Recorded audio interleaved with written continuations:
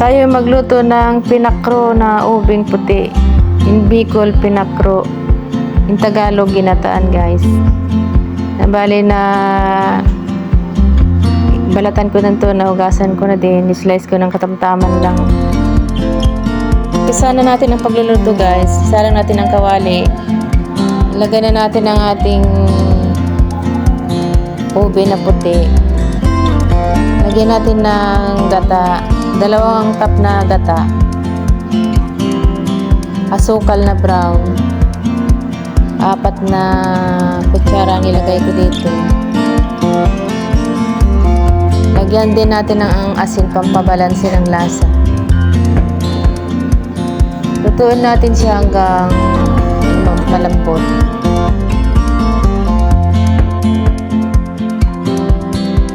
Buksan natin, guys, haluin natin mabuti para hindi matutong sa ilalim. Mahina lang, sa mahinang apoy lang natin lutuin. Bale, 1 kilo pala to, guys. Sakto lang yung 2 cups na gata, 4 na kutsara na suka, tapos 1 kutsara na asin. Sakto lang lasa niya, guys.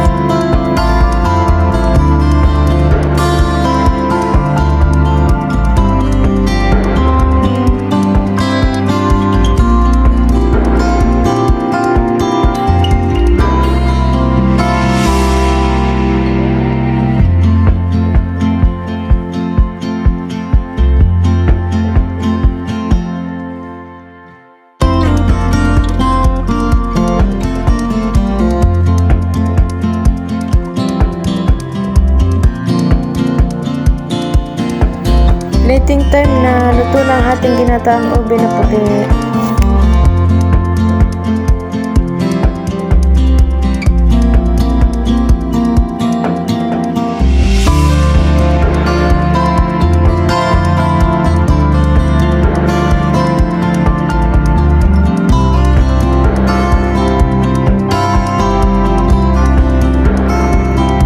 Salamat sa panonood, guys. God bless you all.